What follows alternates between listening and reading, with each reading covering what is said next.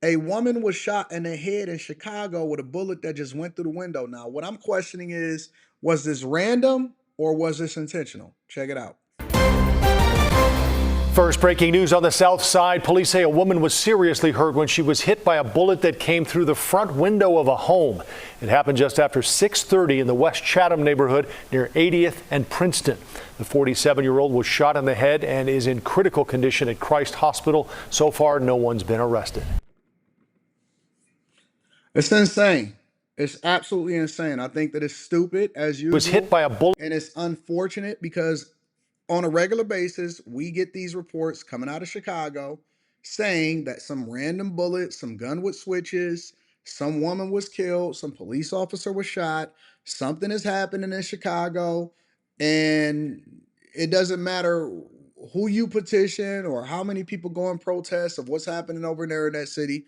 The legislators are not listening to you. They do not support the police force. And let me also give a round of applause. I'm not going to give a round of applause, but let me give some credit to the police officers over in Chicago, because it's very difficult when you're understaffed by over 2,000 police officers and you get no support from the mayor. And so they don't support the current mayor and the current administration. You know who suffers? Both the police officers and the civilians and the residents, because you know who's going to still get paid and you know who's going to still have their police protection by over 30 to 40 agents or 30 to 40 officers? Brandon Johnson.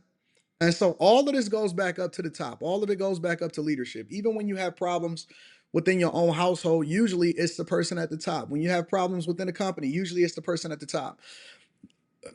Politics is the only place where I've seen people blame other people for the problems that they've created in their own city.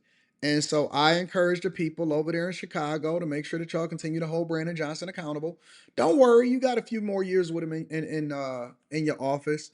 But it's unfortunate that this is the thing that y'all have to go through on a regular basis, all because you wanted to continue to vote for a person that had a mohawk and they voted blue. In addition to that, a man was arrested in New York for slashing somebody on the Upper West Side. Yeah, the Upper West Side of New York. Check it out. Well, we're following some breaking news tonight. An arrest in connection with that slashing of a tourist on the Upper West Side. That's right. The suspect's mother helping police capture her own son. Stephanie Bertini joins us live with what we know about the suspect tonight. Stephanie. Good evening. Well, I was there as he spit at the media just a short time ago. Police sources telling Fox 5 News his mother saw him on TV and tipped off police.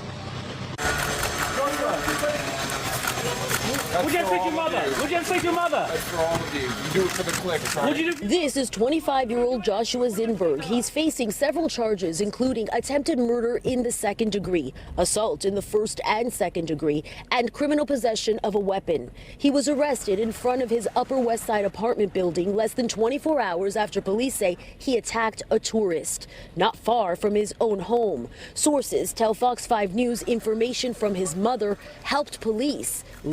Why do how come every time these guys get arrested or they having to do the perp walk, you know, the walk where they basically have to walk and get arrested in front of the cameras and they got to go and get into the paddy wagon and stuff, why do they always spit? Is that like a, and again, I always, it's just the way that I am. It's the way that I trained. Is that a spiritual thing? Every single one, every person, it don't matter if you're a migrant, don't matter if you're a regular person, if you have monstrous behavior or you get caught up in something that you're not supposed to do, usually it's tied to assault or something as far as hurting somebody or slashing somebody or killing somebody or some grisly crime, something that has to do with blood in it. Every single person that I see do the perp walk, all of them spit on their way out the door. All of them go to hachu. Yeah. Is that symbolic or something? Honestly, I'm just trying to understand. Is that symbolic or something? Why is every person that's getting arrested, all of them spit? All of them spit. I don't get that. Leading up to the arrest, the NYPD says the victim was walking on 86th Street near Columbus Avenue when the suspect came from behind. You can see the suspect holding an object in surveillance images. That's the knife. Police say the victim is a tourist from Denmark.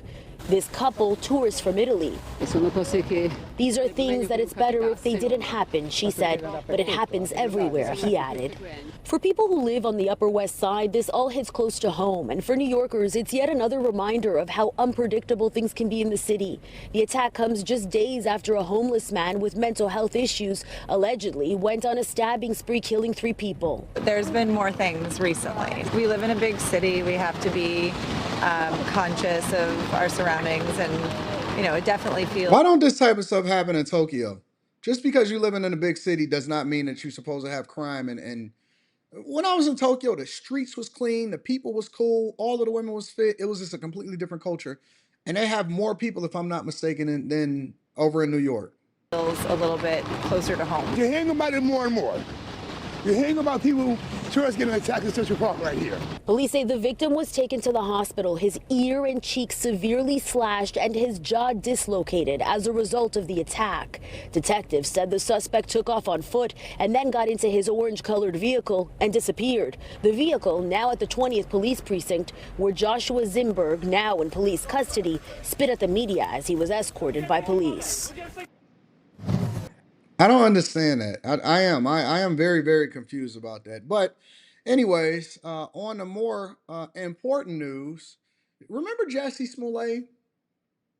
Absolutely, positively ingrained in our minds, not only from the bad decisions that he was making in order to make a false report and act like that was a hate crime that was being alleged against him by 2 white men, and it wound up being 2 really, really dark Africans that he paid to come at him on a dark night, on the coldest night in Chicago, and 2 in the morning when he decided to go get a Subway sandwich, a fake Subway sandwich. Well, that guy that Dave Chappelle talked about that had the noose around his neck. Well, guess what? He had been convicted. They did hold him accountable. And for some reason, this is still in our news, and this is supposed to be dead, but the conviction was overturned by the Illinois Supreme Court. Check it out. The conviction of actor Jussie Smollett tossed out today, nearly 5 years after a jury found him guilty of falsely reporting he'd been the victim of a hate crime. Illinois' highest court finding the state wrongly prosecuting the former star of the hit series Empire in 2021 after prosecutors agreed to drop criminal charges. If this was the regular Joe down the street, this case would never even have gone to trial. The case dominating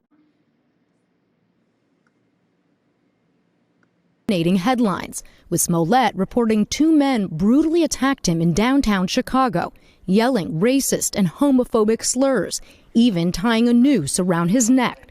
That's how you knew that it was a lie. Hey, he was still walking around on camera with the noose still around his neck, acting confused. Widespread sympathy until the police arrested 2 brothers who said that Smollett paid them to stage the attack. Smollett then indicted. And he did this all in the name of self-promotion. But Smollett maintained he wasn't lying. I would not be my mother's son if I was capable of 1 drop of what I've been accused of.